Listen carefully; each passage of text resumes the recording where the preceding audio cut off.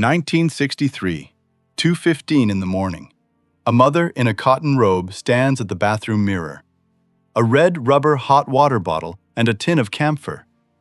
She doesn't reach for expensive synthetic antibiotics, and she never needed to. These are 10 unspoken medical rules every 1960s mother understood without being told.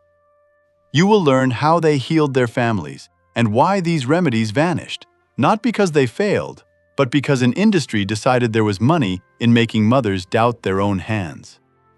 Now, before we dive in, tap that subscribe button. You will not want to miss what is coming next. Number 10. The pink chalk streak. When summer brought mosquito bites and poison ivy, the answer was always the same: the heavy glass bottle of Calamine lotion. A mother shook the liquid, poured a dab onto a cotton ball, and painted it across the irritated skin. As it dried, it turned chalky and tight, pulling the itch away instantly. Today, parents rush to buy expensive steroid creams in plastic tubes. The 1960s mother used a 30-cent bottle of zinc and iron oxide. That pink streak drying on a child's shoulder was not just a treatment. It was visible proof that a mother was paying attention. And that same practical wisdom applied to stomach aches after Sunday dinner. Number 9. The baking soda tonic. Long before colorful, fruit-flavored antacid tablets existed, indigestion was cured straight from the baking aisle. Half a teaspoon of Arm & Hammer baking soda dissolved in a small glass of warm water. It tasted salty, gritty, and completely unpleasant. But the alkaline powder neutralized stomach acid in minutes. It was a raw chemical reaction happening in a drinking glass. It was not disguised as candy. It was medicine from the pantry, and you drank it because mother said so. But when the pain was deeper than the stomach, she turned to a heavy rubber fixture in the linen closet. Number 8. The red rubber hot water bottle. When a fever caused chills or a winter cold settled into the chest, the kettle went on the stove. The thick red rubber hot water bottle was filled, wrapped carefully in a folded towel, and tucked at the foot of the bed or held against the ribs. The faint smell of warm rubber, the heavy, comforting weight of it. She did not instantly drug a child to mask the pain. She offered the physical comfort of heat, letting the body fight the battle it was meant to fight. And when a deep infection needed to be drawn out, she turned to minerals. Number 7. The Epsom salt soak. A deep splinter, a swollen joint, or a bruised knee meant sitting quietly with a basin of hot water and a handful of Epsom salts. The magnesium sulfate dissolved into the water, naturally reducing inflammation and pulling out toxins. How many times have you bought an expensive branded muscle rub for an ache that a simple mineral soak could have cured for pennies? These women understood that water and salt were powerful tools if you just gave them time to work. But her defenses did not just start when sickness arrived. They started every single morning. Number 6. The amber glass gargle. Every morning began at the bathroom sink with a capful of Listerine held at the back of the throat. It was not swished for fresh breath. It was gargled aggressively. The heavy burn of eucalyptol and menthol stung the soft palate and made the eyes water. You held it. You endured the burn. Because that sharp sting meant the bacteria was dying before it could ever become a sore throat. It was the daily armor against winter colds. 5 rules in, notice what they share. Not one of these treatments suppressed the body's natural warning signs. Every single one worked in harmony with nature. The modern medical industry sold us the idea of instant relief to get us back to work faster, but it really just made us reliant on a pharmacy. That reliance is what the 1960s mother absolutely refused to accept. And that absolute refusal carried straight into how she handled open wounds. Number 5. The hydrogen peroxide Fizz. A scraped knee from the sidewalk meant sitting on the edge of the bathtub while mother opened the brown plastic bottle.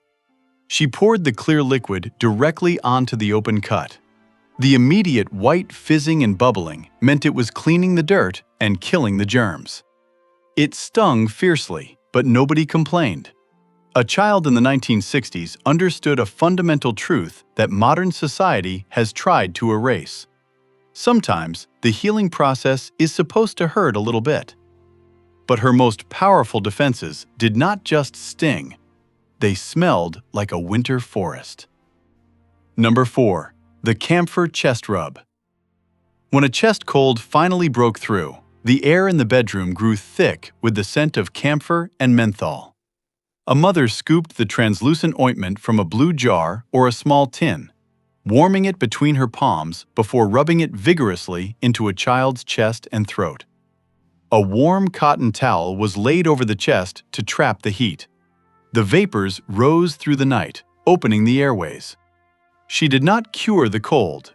She made it possible to breathe through the dark hours. And for burns from the stove, she did not open a jar at all. She reached for the windowsill. Number 3. The Living First Aid Kit. Nearly every American kitchen had a thick, spiny aloe vera plant sitting in a terracotta pot. When a finger brushed a hot iron or a summer sunburn kept a child awake, Mother snapped a thick leaf right off the plant. She squeezed the cool, clear gel directly onto the damaged skin. The pain evaporated.